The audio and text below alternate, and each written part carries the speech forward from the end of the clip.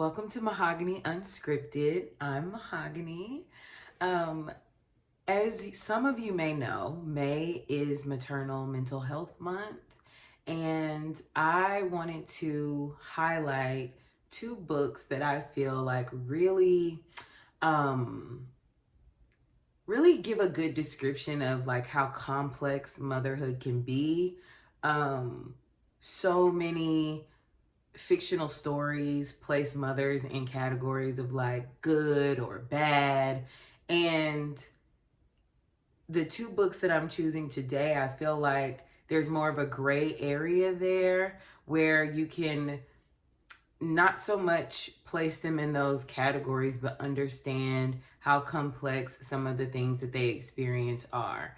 So the two books that I chose, one is called The Push, and that is by Ashley Audrain. And the other one is called Nightbtch by Rachel Yoder. Now, Nightbtch is a movie on Hulu, or they have made a movie on Hulu for Nightbtch. I haven't seen it all the way yet, I'm not gonna lie. I thought the book was pretty good, but I haven't seen, I started watching the movie and I didn't finish it, so. But I will try at some point to finish the movie because I would like to see how that plays out on screen. So I do want to give just a brief overview of each of the books. I can't promise that there won't be spoilers, so spoiler alert. If you haven't read either book and you want to read the books and then come back to the video. But okay, so for The Push, The Push is about a mother. I believe her name is Blythe.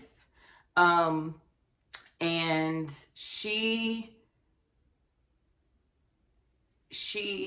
shares her experience of having her first child, who is a daughter. And her inability to bond with that child and the struggles that she faced as far as maintaining her identity and her work, and just how much of a struggle becoming a mother was for her, and also how triggering it was given that she had such a complicated relationship with her own mother. And so throughout the book we get the backstory of her childhood with her mother, as well as her mother's childhood with her grandmother. So we get to see multiple generations of mothers in her family. And she does say, I think at the beginning of the book, she's like, women in our family, we're different. So you get to see how this plays out through multiple generations, how that trauma is passed down, how those dynamics are passed down. And Blythe ends up having another child who is a boy. And we get to see the differences in how she relates to this second child versus her first child. And some things happen that I really won't spoil because I don't know. It just doesn't feel right to me to spoil it. But through the things happening in the book, as things begin to unfold, it really raises a question of like nature versus nurture, and what causes her to bond better with the second child. Is it because she's more prepared for what motherhood brings, or is it because this is a male child and is not as triggering for her as having a female child? There's a lot of questions that the book raises, and it doesn't fully answer them. And I always love a story that does that because life doesn't answer our questions always. So I love when fictional stories kind of leave it open for us to interpret and analyze. And I really think this book did a good job of raising a lot of questions and giving you some answers, but not all the answers. Again, that nature versus nurture is a big theme in The Push. But I really chose that book for this topic because of how descriptive it was of her initial experience into motherhood and just how much of a shock to the system that it can be. So that's The Push. And so the second book is Nightbtch by Rachel Yoder.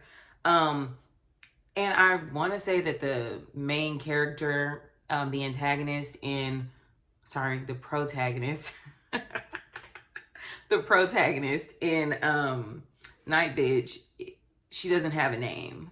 She's called, I think she's called, before she's called Nightbtch, she might be called the mom, the mother, the woman, or something like that. I don't remember. But Nightbtch is, again, another story. We don't follow the mother from birth, but we find the mother. I think the child is like a toddler. So the child can kind of speak. So we're catching her maybe a year or two after she's become a mom, and how she struggled to get back into her career and find her identity, and just how she has fully lost herself in motherhood, and her days and her thoughts and her life is consumed by motherhood. And so this book actually takes a supernatural sort of turn, and I mean, spoiler alert, she turns into like a dog. Um, Technically at night, but I mean, I guess, yeah, technically at night. I can't, it's been a while since I read it. So there are times where it seems like she may turn at different times, but it's called Nightbtch. So she turns into a dog at night. But, uh, I think it's really cool to explore how transformative motherhood is, like how you completely can like not recognize yourself. And it's cool to explore it in such a metaphorical way, where she's literally transforming into a dog. And she's an artist, and I'll talk about this more in another section, but she's an artist, and she finds a way to come back to her art. Spoiler alert. But I thought I chose that book too because a lot of the language that's used is so descriptive of the experience. I love that we are now getting to a place where we can be really honest about motherhood. And so I think both of these books are really raw in terms of how that experience is described, your initial experience of becoming a mother in those early years. Personal to me, the reason why I'm so passionate about this topic is because I have a child, and I had my child at 20, literally a month after I turned 20. And it was a complete shock to my system. I felt like the world got turned upside down. I didn't recognize myself. Everything it felt like a complete shock. And that wasn't the experience that had been described to me. Most people are like, oh, it's just great. As soon as you meet your baby, you'll bond and you become this nurturing mama bear. And that was not my initial experience. I tell people all the time, I did not start enjoying motherhood until my son was like 3. That's when I really started to be like, okay, like this kid is kind of cool. Like we can have fun. We can go to the park and it's cool. And I wasn't just like going through the motions, and I could be present with it. But that's also the time I started to really find myself too. So enough about me. Let's get into the meat of these books.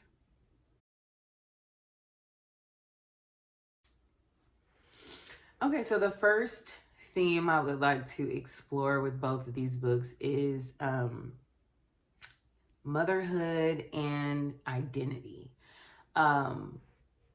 Something that is not often spoken about as much as other transformations is the loss of identity that you experience as a mother.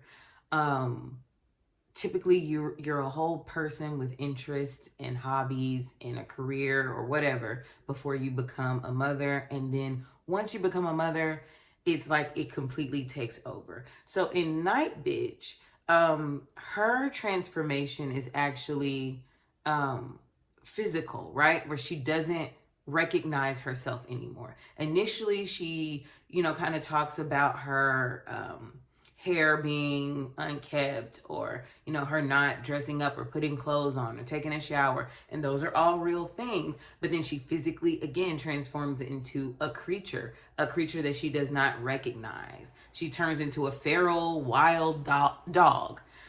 She literally transforms into something that she doesn't recognize. And while that's metaphorical, it's very literal. Well, not literal, but while it's metaphorical, it is the real experience that a lot of mothers face, where they look in the mirror and they do not recognize themselves. And I do like how, even though there's that metaphor in the book, how she describes her physical transformation after becoming a mom is very realistic. She talks about her boobs sagging and her stomach being flabby, and again, not having the time or the capacity to dress up and do your hair and put on clothes. These are real struggles that moms face, and the book really describes how lost you can become in your duties. Not only do you have a physical transformation, but your life can become so all consumed by your mothering duties. And both books actually highlight this. In The Push and in Nightbtch, both mothers talk about the physical transformation that their bodies go through, and you also see how they really struggle to find balance between being a mom and being a person. And you will often see them swing to extremes. So on one, either they'll be completely consumed with motherhood or like borderline neglectful. There's even a part in The Push where Blythe, the main character, she is trying to write because she was a writer before she became a mother. And since she became a mother, she wasn't able to write. So she was trying to write. And so she put on her headphones and the baby was crying. And she just like turned the volume up and let the baby cry. And, you know, we can look at that and be like, oh my gosh, it's terrible. But that was like, you know, she couldn't find a way to actually work. And it was something about being able to completely ignore her duties as a mother and be all consumed in her writing. She was able to do that, but she couldn't find the balance between being a mom and a writer. It was like she had to choose. And so in that moment, she chose being a writer. And again, these are real struggles that mothers face. And also in Nightbtch, it's the same thing. She had a really hard time getting back into her art. And even when she tried to incorporate it into her mom duties, it went wrong. The paint got all over the house. It caused her to have more work than it helped. So both mothers really struggle with connecting to the work that they were doing prior to becoming mothers. And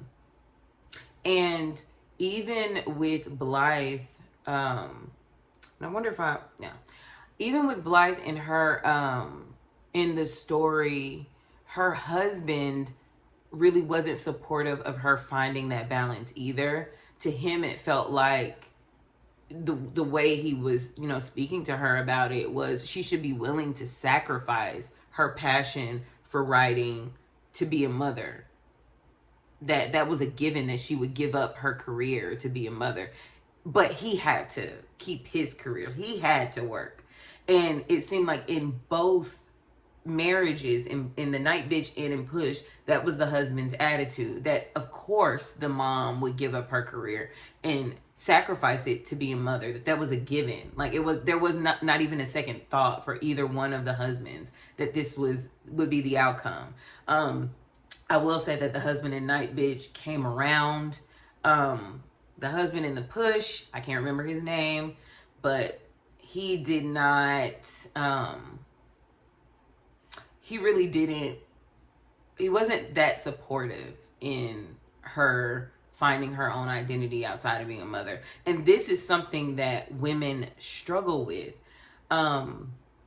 because it is almost it's expected from not just partners, but also from society. It's expected that you are to sacrifice everything to be a mother. It doesn't matter what hobbies you had, what you were interested in, what job or career. None of that matters once you become a mother. You should be willing to give it all up to be a mom. And that's highlighted very well in these books, and you see how it really impacts each of the characters and their mental and emotional well-being, which in turn impacts how they parent. Which I think people don't make that connection. Like, if you give up everything to parent, are you showing up as the best parent possible? No, you're not. So it's really important for mothers to be able to keep their identity outside of being a mom, a wife, a partner, whatever. It's important. And I like how these books show what happens when you don't get that support to find the balance, because it does take support.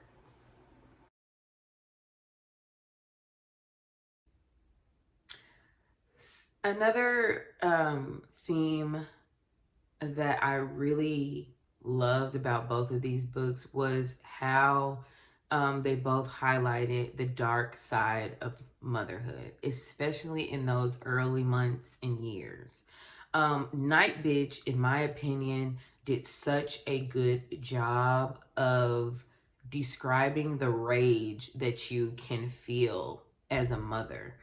Again, especially in those early months and years when your hormones are all over the place and you're sleep deprived, you're overtouched, overstimulated, always needed by someone for something, that the smallest thing can trigger an anger outburst and rage, literal rage. Um, this is something that I feel does not get nearly enough attention as it should. And it also, in turn, makes mothers feel like something is wrong with them when they have this experience.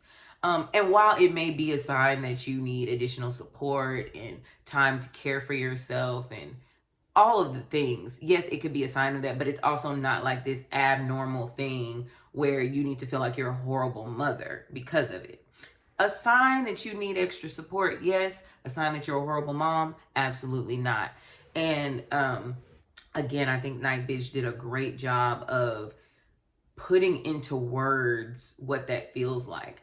And her turning into the dog allowed her to really express those emotions that are not okay to express as a woman in society sometimes. She got to be dirty and loud and messy. And those are things that are not always allowed. You have to kind of be put together, and you have to be patient and kind and speak in a soft voice and all those things, especially when you're a mom. And so her transforming into the dog did give her an opportunity to express some of those emotions that we don't get the opportunity to express, which is why, again, that rage is so common, because when you're having to hold it all together, hold it in, care for everybody, all of those emotions build up and they burst out, without your consent. They burst out. So Nightbtch did a really good job of really describing that, and also illustrating how important it is to have some sort of an outlet. I mean, obviously we won't turn into dogs and get to roam around and shit in people's bushes in the neighborhood, but we can we can find outlets and find a way to express ourselves. And speaking of expressing ourselves, The Push also did a very good job of describing postpartum depression. She didn't so much have as much rage as the mother in Nightbtch, but the mother in Nightbtch also had a toddler, and if there's anything that'll bring out the rage in you, it's a toddler. But the mother in The Push, Blythe in The Push, she was depressed. She had postpartum depression. And they did a really good job, or not they, but the author did a really good job of describing that experience, how isolating it feels, how guilty you feel for not being happy, and not being able to enjoy your child, how you almost resent them for existing when you feel that low and dark. It's like there's a part of you that loves and cares and wants to nurture, and a part of you that's like, ugh, go away, stop crying, leave me alone. I wish you weren't here. Not in a homicidal way, but just, you know, um, it's just overwhelming. And I think the book did a very good job of describing that experience. And as someone who has experienced postpartum depression, I thought it was very well described. And again, along the self-expression piece, she was pretty expressive. Like, she was able to say what she was experiencing, but people weren't really taking her seriously. And that is another thing that mothers face when, if they have the capacity and they're able to identify what they're feeling and actually express it, to have it dismissed or minimized is, a really bad experience. But it is common for people to be like, oh, you're fine, you'll be fine, you just have to keep trying, you just have to get organized, and wake up earlier, sleep when the baby sleeps, all that stuff. That's like, okay, but I'm really struggling. And she was dismissed quite a bit, but she did express herself. Something, another, I would say, taboo topic in terms of children, especially babies, is, the initial attachment and the bond. That was something that wasn't a theme in Nightbtch, but it was in The Push. She did not have that initial bond with her daughter. She really struggled to bond with her, and she had concerns about her daughter as she got older. Again, they were really, dismissed by everyone. Minus, I think her mother-in-law gave her a little bit. But her concerns were really dismissed by everyone. And come to find out, spoiler alert, she was right about that girl. But then that's where was she right about the child because of her? Was it because they didn't have that initial bond and there was attachment issues that the daughter turned out the way that she was, or was she always going to be that way? So that is again, that's that nature versus nurture. I think it's really important when we talk about motherhood to also look at society's role in shaping how we view motherhood, how we view mothers. There seems to be in media, books, movies, whatnot, this categorization of mothers as good or bad. And the good mothers tend to be painted as like saints. They sacrifice for their children. They're all consumed in motherhood. And then you have the bad mothers who are selfish and they prioritize themselves and they abandon their children. Now, completely abandoning your kids is not the greatest thing. I'm not trying to say that at all. But I'd like to say that most mothers ideally fall somewhere in the middle of that, because I don't think that, I don't view parenting in those like judgmental terms of good and bad anyways.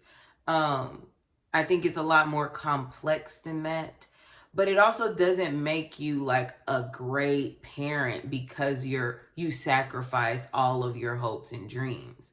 Um, does that sacrificing allow you to show up as the best version of yourself for your child? Does it allow you to meet their needs?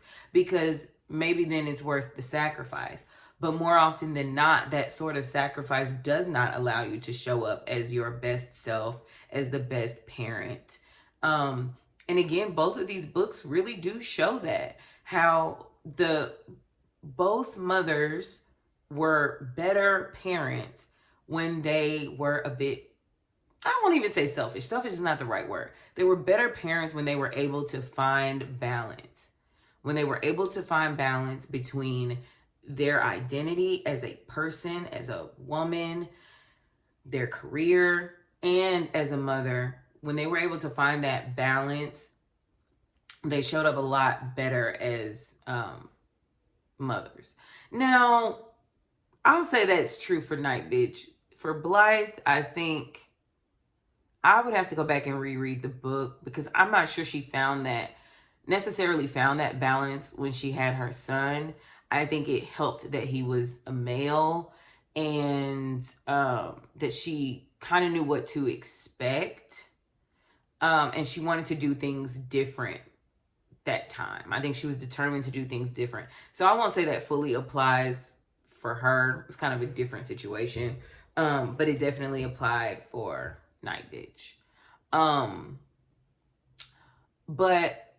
Again, I think society puts a lot of pressure on mothers specifically because it's not the same pressure for fathers. It really isn't. There is not the same pressure for them to give up everything and sacrifice everything to be fathers. I've never seen it. But for mothers, it's like, oh, well, your mom, that's a given that you would never hang out with your friends, not have any hobbies, don't buy yourself clothes. Like, that's a given that you would sacrifice all of those things to be a mother. And I think that is the expectation. And again, I do like to see mothers pursuing their passions not be completely villainized in media. I like to see it not be villainized, because so often we see it, on the complete end of the spectrum, where a good example of this is what was the name of that movie? I just watched it. Oh my gosh. I'm going to try to insert it because I can't remember. I think it's The Lost Daughter. But that movie did show a mom abandoning, and she did abandon them because she left, abandoning her kids to pursue her career because she could not find the balance and she did not have the support, to kind of do both. And I guess you could say she did have the support because she left the kids with their dad. So she probably could have found a way to make it work, but I don't think she knew how to. And I think if there is more societal support for women to seek and have balance, you may not see women feeling like the only choice they have is to completely be selfish and abandon their children. And I'm not saying that every woman who abandons their children is because for the same reason. Like, some of it is different, it's deeper. This is not always connected. But I do think, again, there isn't a lot of support for women seeking to find that balance. And the more support and the more it isn't like frowned upon, the more comfortable women will be with seeking that. And I do see the tides turning and how women are speaking about their experience of motherhood and how there's a lot of encouraging. But we also do see a rise in conservative values, and with that comes these traditional gender roles, and again, this expectation to be the all-sacrificing woman, wife, and mother. And that can be really harmful to a woman's mental health as well as her ability to show up as a parent. I also wanted to point out that in The Push, Blythe's mother, her mother did not want to be a mother. She didn't want to be a mother. In fact, her mother was not very engaged. When she was a child, her mother had a lot of trauma and issues, and she was kind of abusive and neglectful. And she ended up committing suicide. That would be Blythe's grandmother that committed suicide when her mom was like 11 or 12 or something like that. So Blythe's mom, and I can't remember her name, but she never wanted to be a mom. She wanted to move to the city and be a writer or something like that, I think. So she moved to the city when she was, I think, a teenager. She ended up moving to the city to become a writer. She moved with a guy, it was her boyfriend, and she ended up getting pregnant. And they had to move back to the town so that they can afford. Getting an abortion wasn't an option for the guy she was with. So they had to move back to the town. And she was miserable. She was miserable as a mother. She didn't want to be a mother. She resented it. And instead of killing herself, like her mom did, she still abandoned her child. She just left. She left and she never came back. But this is what happens when women are forced into motherhood. When women are made to feel like they have to become mothers. I really enjoyed that part of the book because it just shows you like how quickly your life can turn and how quickly your dreams can be taken away as a woman when you become a mother. Now in modern times, like you can do a lot. We see rappers and musical artists and actresses becoming mothers and maintaining their careers. But that they have resources, they can pay for support if they don't have support. But when you are, the average woman, sometimes it does actually kill your dreams because you don't have the resources to pay for support, or you may not have family support or people who can watch your kids. So then you're limited in what you can do. So I think it's important that that maternal mental health is highlighted and that women have safe spaces to express their true feelings about motherhood. I know we can't always do it on public platforms and just around anybody, but it's important for those safe spaces to be created, whether it's using a therapist or, group therapy, or just having friends and family support, where you can actually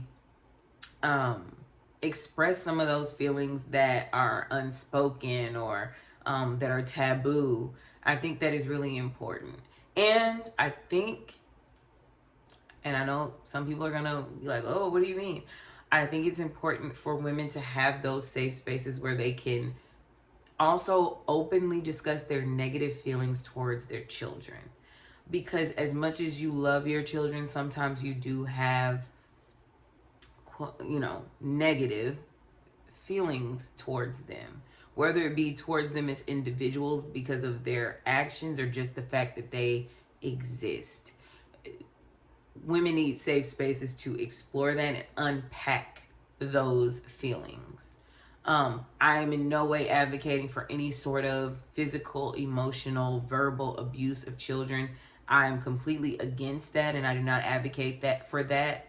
I am just saying that women need those spaces away from their children to fully express how they feel. And I think in the case of like The Push, had the mother's concerns been taken seriously and had she had those safe spaces, could things have turned out different? Maybe, maybe not. But that's a question. If people had taken her seriously, could things have been different? I hope you guys enjoyed my breakdown of some of the themes in Nightbtch and The Push. It wasn't quite a review of the books, but it was like a breakdown of some of the central themes and how it connects to maternal mental health. Please let me know down in the comments your thoughts and opinions on motherhood and any struggles that you fear or that you have faced as a mother. If you feel comfortable sharing, please drop down in the comments below and let me know your thoughts on the books. If you've read them or if you've seen the Nightbtch movie, let me know what your thoughts are on both of these. And yeah, if you enjoyed them and just what your thoughts are. I look forward to hearing from you, and I plan on, making some more content specifically about like Black motherhood, but this was just kind of like a brief overview just because I had recently read these books and I really thought that they were very interesting and I read them like back to back, so I just needed to talk about it. But let me know your thoughts below and give me some book recommendations if you have some that highlight the struggles of Black motherhood.